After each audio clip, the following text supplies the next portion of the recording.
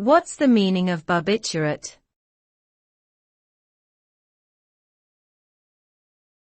Barbiturate.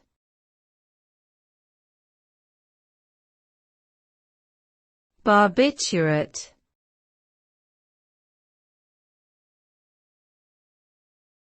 Barbiturate.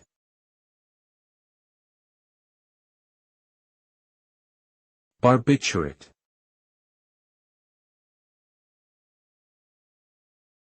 Barbiturates are a class of drugs that act on the central nervous system to produce a range of effects, including sedation, hypnotic and anesthetic effects.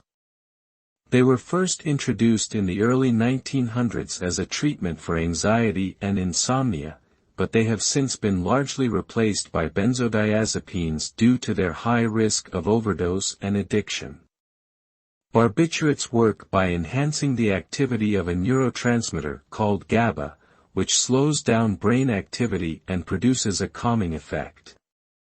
Although barbiturates are still occasionally used in some medical contexts, they are generally considered to be highly dangerous and addictive drugs with limited therapeutic benefits.